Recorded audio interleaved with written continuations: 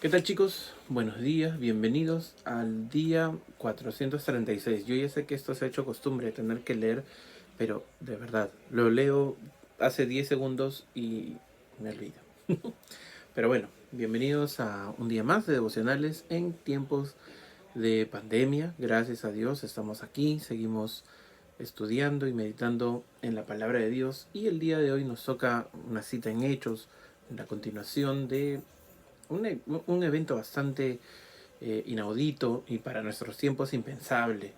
Pero antes de ver lo que tiene el Señor para decirnos, vamos a tener un tiempo de oración. Bendito Señor, Padre Celestial, te damos gracias por este día. Gracias, Señor, por la oportunidad que nos das de aprender de tu palabra, de poder estudiarla, de poder conocerla y por medio de ella poder conocerte a ti, Padre. Te pido que nos bendigas, nos guardes, Señor, y ayúdanos a crecer en todo tiempo, Padre. Gracias, bendito Señor, en el nombre de tu Hijo Cristo Jesús. Amén. Bien, solamente para poder estar en el hilo, vamos a leer Hechos capítulo 3, versículos del 12 al 26, pero lo que vamos a leer es una continuación de la curación de un cojo. Bien, así que vamos a ver qué hace Pedro, qué dice Pedro, y bueno, leamos. Dice: viendo esto, Pedro respondió al pueblo: varones israelitas, ¿por qué os maravilláis de esto? ¿O por qué ponéis los ojos en nosotros como si por nuestro poder o piedad hubiésemos hecho andar a éste? El Dios de Abraham, de Isaac y de Jacob, el Dios de nuestros padres, ha glorificado a su Hijo Jesús, a quien vosotros entregasteis y negasteis delante de Pilato, cuando éste había resuelto ponerle en libertad. Mas vosotros negasteis al santo y al justo, y pedisteis que se os diese un homicida. Y matasteis al autor de la vida, a quien Dios ha resucitado de los muertos, de lo cual nosotros somos testigos. Y por la fe en su nombre, a este que vosotros veis y conocéis, le ha confirmado su nombre, y la fe que es por él ha dado a éste esta completa sanidad en presencia de todos vosotros. Mas ahora, hermanos, sé que por ignorancia lo habéis hecho, como también vuestros gobernantes. Pero Dios ha cumplido así lo que había antes anunciado por boca de todos sus profetas, que su Cristo había de padecer. Así que arrepentíos y convertíos para que sean borrados vuestros pecados, para que vengan de la presencia del Señor tiempos de refrigerio. Y Él envíe a Jesucristo, que os fue antes anunciado, a quien de cierto es necesario que el cielo reciba hasta los tiempos de la restauración de todas las cosas, de que habló Dios por boca de los santos profetas que han sido desde tiempo antiguo. Porque Moisés dijo a los padres: el Señor vuestro Dios os levantará profeta de entre vuestros hermanos, como a mí. A él oiréis en todas las cosas que os hablé. Y toda alma que no oiga a aquel profeta será desarraigada del pueblo. Y todos los profetas, desde Samuel en adelante, cuantos han hablado, también han anunciado estos días. Vosotros sois los hijos de los profetas y del pacto que Dios hizo con nuestros padres, diciendo a Abraham: en tus simientes serán benditas todas las familias de la tierra. A vosotros primeramente, Dios, habiendo levantado a su Hijo, lo envió para que os bendijese, a fin de que cada uno se convierta de su maldad. Y vamos a ver algo interesante. Como les mencionaba al inicio, hablábamos de la curación de un cojo. Y muchas veces pasa que cuando servimos o hacemos algo, estamos esperando, y eso lo he conversado con ustedes, estamos esperando el aplauso, el que la gente nos diga: qué bonito lo hiciste, qué bonito cantaste, qué bonito enseñaste, qué bonito sirves, qué lindo, gracias por hacer esto y el otro. Y estamos esperando esto de manera equivocada. Bien, pero lo que pasa aquí con Pedro, y es que veía que la gente se acercaba porque algo había sido sanado. El pueblo se había quedado atónito, como dice el versículo 11, y todos se le acercaban porque querían saber, querían ver qué había pasado. Y Pedro dijo: a ver, aguanta un momento. Por si acaso esto no lo hice yo, ¿no? El cojo dice: se sanó por su fe.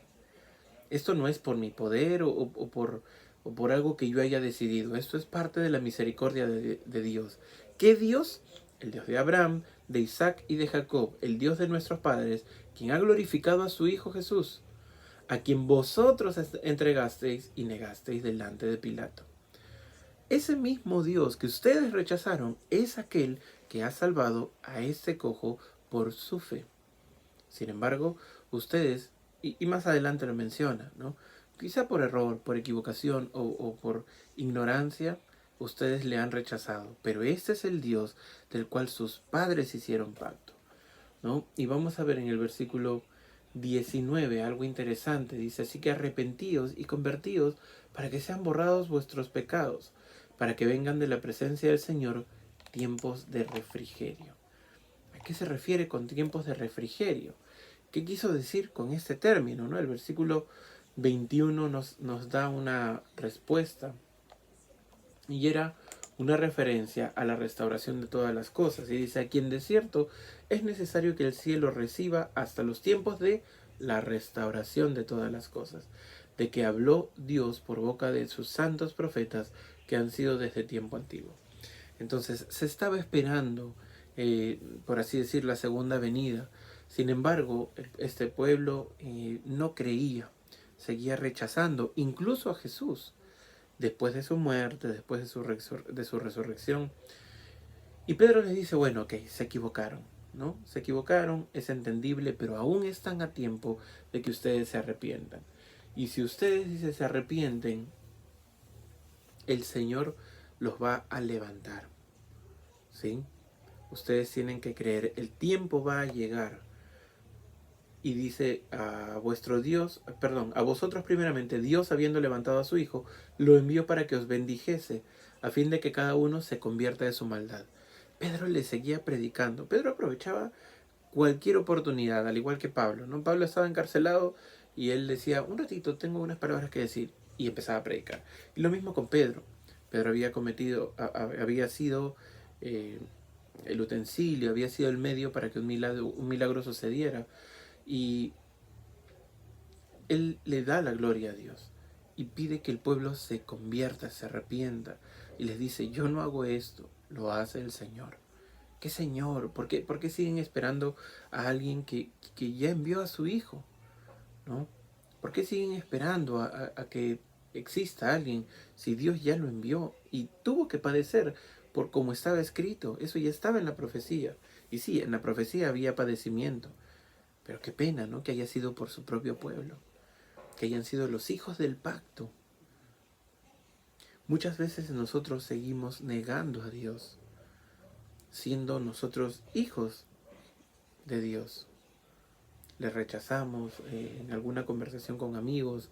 No procuramos que sea nuestra primera conversación con ellos. Nosotros no queremos ver cuánto nos hemos equivocado delante de Él, pero sí queremos recibir el regalo, ¿no? Y una vez que hemos recibido el regalo, es como, ya, Señor, bueno, era parte de lo que ibas a hacer, ¿no?